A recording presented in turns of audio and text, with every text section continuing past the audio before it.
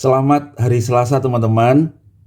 Kita bersyukur kembali kita boleh bertemu di dalam PA Online GKA Immanuel Malang.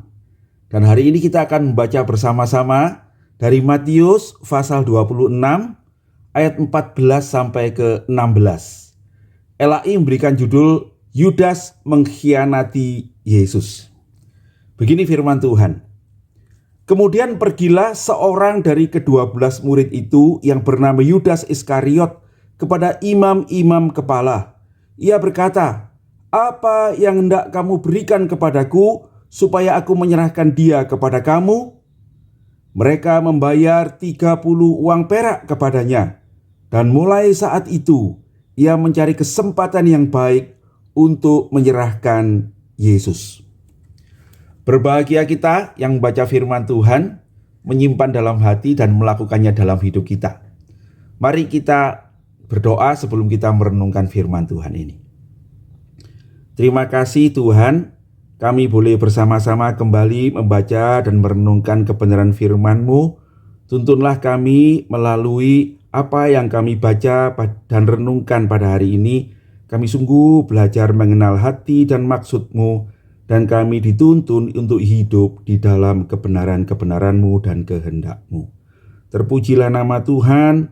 Kami mohon tuntunan Roh Kudus, sekiranya Engkau akan berkati baik hamba-Mu ini maupun semua saudara-saudara yang perhatikan firman-Mu. Engkau yang berkata-kata dalam setiap kami. Terpujilah nama Tuhan. Demi Yesus Juru Selamat kami yang hidup, kami berdoa dan mengucap syukur. Amin. Nah saudara-saudara sekalian, mulai dari bagian ini kita akan bertemu dengan saat-saat bagaimana Tuhan itu disalibkan. Nah cerita ini dimulai dengan Yudas yang mengkhianati Yesus. Nah saudara-saudara, kita membaca bagian ini juga terdapat di dalam Markus 14 dan Lukas 22 ayat 3 sampai 6. Saya ingin membaca sedikit dari Lukas untuk memberikan detail yang lain tentang pengkhianatan Yudas ini ya. Saya bacakan untuk saudara-saudara. Di dalam Lukas ada yang menarik. Dikatakan, maka masuklah iblis ke dalam Yudas yang bernama Iskariot, seorang dari ke-12 murid itu. Lalu pergilah Yudas kepada imam kepala dan kepala pengawal bait Allah, dan berunding dengan mereka bagaimana ia dapat menyerahkan Yesus kepada mereka. Mereka sangat gembira dan bermufakat untuk memberikan sejumlah uang kepadanya. Ia menyetujuinya, dan mulai dari waktu itu ia mencari kesempatan yang baik untuk menyerahkan Yesus kepada mereka tanpa setahu orang banyak. Nah saudara-saudara sekalian, dari cerita ini kita akan belajar bagaimana hari ini Yudas itu kenapa kok sampai mengkhianati Tuhan Yesus ya. Dan yang kedua, kita melihat ada sesuatu yang terjadi bahkan di dalam diri imam kepala dan kepala pengawal bait Allah. Ada iblis yang terlibat di dalam penyaliban itu. Tetapi ketika semua usaha manusia, nanti kita akan menyoroti ada beberapa maksud manusia dan si iblis itu, sesungguhnya yang terjadi itu rencana Tuhan ya. Pertama-tama saya ingin memperhatikan apa yang dikatakan William Barclay. Kenapa kok Yudas itu mengkhianati Yesus? Nah, William Barclay mencatat 3 hal ini ya, tentang kenapa kok Yudas itu mengkhianati Tuhan Yesus. Yang pertama dia mengatakan begini, mungkin itu karena keserakahan. Nah, saya bacakan ya. Menurut Matius dan Markus, segera sesudah pengurapan Yesus di Betania, Yudas memberikan tawaran yang mengerikan itu. Dan ketika Yohanes menceritakan kisahnya tentang perempuan itu, ia mengatakan bahwa Yudas mengajukan protesnya atas pengurapan minyak itu karena Yudas adalah pencuri uang di dalam kas. Nah saudara-saudara, jadi William Barclay menyoroti ada cerita nih, Yohanes menunjukkan bahwa Yudas itu pencuri. Jadi bisa jadi dia memang orang yang loba akan uang, senang akan uang. Karena keserakahan, dia melihat orang-orang dan orang Farisi dan imam kepala itu membenci Yesus, maka dia menawarkan ya dirinya untuk menjadi orang yang bisa membawa Yesus untuk mereka tangkap dan mereka bunuh gitu ya, dengan imbalan karena dia serakah. Nah, saudara-saudara, kalau ini benar, maka ini menjadi contoh betapa uang itu akan menjadi akar dari segala kejahatan dan pengkhianatan. Bahkan seorang murid dengan seorang guru yang begitu mengasihi dia, yang membasuh kakinya, dia menyerahkannya karena uang. Saudara-saudara, kalau ini benar, kita diingatkan hati-hati dengan keserakahan, dengan uang ya. Bahkan kita bisa menjual iman kita karena uang. Yang kedua, William Barclay menyoroti barangkali bukan karena uang, tetapi mungkin alasannya adalah karena kebencian yang dalam, yang didasarkan pada kekecewaan total. Gitu ya, jadi ada kekecewaan dan kebencian pada diri Yudas. Nah, alasannya begini. Orang Yahudi selalu mempunyai impian akan kekuasaan. Karena itulah mereka mempunyai kaum nasionalis ekstrim yang siap melakukan pembunuhan dan kekerasan untuk mengusir orang-orang Romawi dari Palestina. Kaum nasionalis ini disebut Sikari. Sikari itu pisau. Jadi Sikari itu adalah pembawa belati, gitu ya. Sebab mereka mengikuti suatu kebijakan bahwa orang yang tidak nasionalis itu harus dibunuh.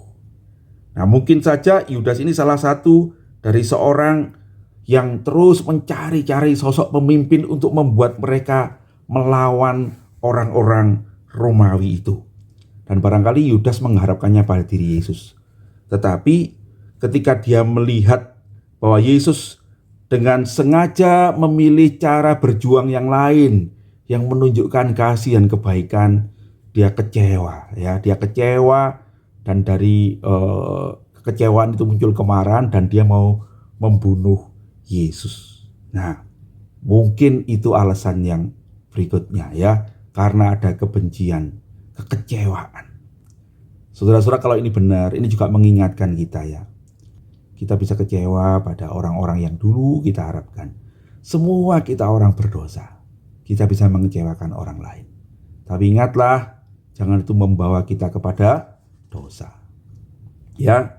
Nah, William Barclay mengatakan ada alasan ketiga yang paling mungkin menurut dia. Nah, begini. Mungkin pula Yudas tidak bermaksud agar Yesus mati, ya. Mungkin seperti yang telah kita lihat, ia melihat bahwa dalam diri Yesus terdapat sosok pemimpin ilahi yang hebat, yang maha kuasa bahkan. Dia melihat Yesus membangkitkan orang mati. Dia melihat Yesus menyembuhkan orang sakit. Dia melihat Yesus mengusir setan. Bahkan dia melihat Yesus meredakan badai. Saudara-saudara, tidak ada pemimpin seperti itu waktu itu barangkali ya. Dengan kekuasaan ilahi, supranatural yang luar biasa. Dan dia punya pengikut begitu banyak. Sekali dia mengajar ada lebih dari 5.000 orang laki-laki mendengarkan dia. Orang laki-laki ya. Kalau nama anak-anak perempuan barangkali bisa 10.000 kali begitu ya. Saudara, pada zaman itu mengumpulkan orang sebanyak itu luar biasa. Maka Yudas itu punya pengharapan, dialah yang akan memimpin kita mengalahkan Roma begitu ya. Nah, saudara-saudara, tapi Tuhan itu tidak melakukan itu. Bolak-balik tidak melakukan itu. Dia selalu menunjukkan belas kasihan. Nah, Yudas ingin memaksa Tuhan ya. Dicatat oleh William Barclay gini. Ia mungkin berpikir bahwa Yesus melaju sangat lamban dan ia tidak menginginkan hal yang lain kecuali memaksa Yesus menunjukkan kekuatannya. Ia mungkin mengkhianati Yesus dengan tujuan memaksanya untuk bertindak. Dan menurut William Barclay, inilah pandangan yang paling cocok dengan semua fakta yang ada. Pandangan ini juga dapat menjelaskan mengapa Yudas melakukan tindakan bunuh diri ketika rencananya itu meleset ya. Nanti kan dia menyesal dan bunuh diri. Saudara-saudara, tafsiran ini juga yang diangkat dalam beberapa film Yesus ya, yang digambarkan Yudas itu memaksa, bahkan dia bersekongkol dengan teman-temannya yang lain untuk merencanakan, kalian siap ya, nanti kalau Tuhan Yesus menunjukkan kuasanya kita semua bergerak, saya akan paksa dia untuk menunjukkan kuasanya. Kalau dia dianiaya, kalau dia dipojokkan, kalau dia mau disalibkan begitu ya, dia akan berontak, dan kalau dia berontak katanya ya, tidak ada yang bisa mengatasi kuasa Tuhan. Begitu dia. Tetapi dia salah. Tuhan disalibkan. Nah, saudara-saudara, kita tidak tahu motivasi yang mana ya. Kita tidak pernah ketemu Yudas. Tetapi yang paling terakhir itu yang mungkin bisa kita katakan itu. Nah, saudara-saudara, di dalam kisah ini kita menemukan juga ada orang yang lain nih, saudara-saudara ya.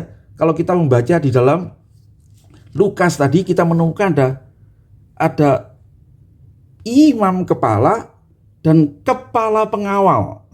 Bait Allah itu punya pengawal, saudara, punya prajurit sendiri yang dikatakan bergembira mendengar tawaran Yudas untuk menyerahkan Tuhan Yesus. Saudara-saudara perhatikan ya, orang-orang ini sebetulnya sudah bermufakat untuk membunuh Yesus.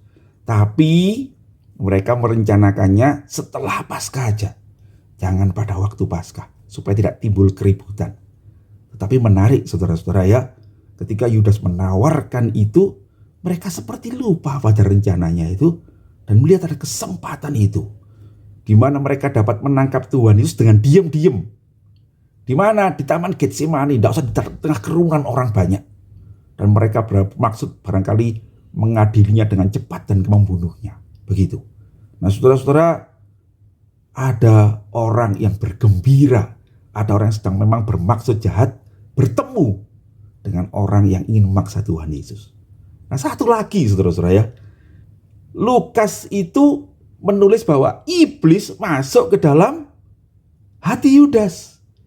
Jadi si iblis ini juga ikut bekerja, ya, membuat rencana penyaliban itu terjadi. Saudara-saudara, padahal yang terjadi yang apa ini? Sesungguhnya di dalam rencana memaksa Yesus menunjukkan kuasanya, rencana manusia untuk membunuh Yesus, rencana si iblis untuk menggagalkan keselamatan, justru yang terjadi adalah keselamatan yang dari Tuhan. Yang Tuhan Yesus katakan 2 hari lagi pada waktu Paskah, anak manusia, yaitu dirinya sendiri, akan disalibkan. Dan disalib itu, dia akan menggenapkan seluruh rencana Allah menjadi juru selamat bagi kita. Saudara-saudara, biarlah hari ini kita boleh belajar dari firman Tuhan ini.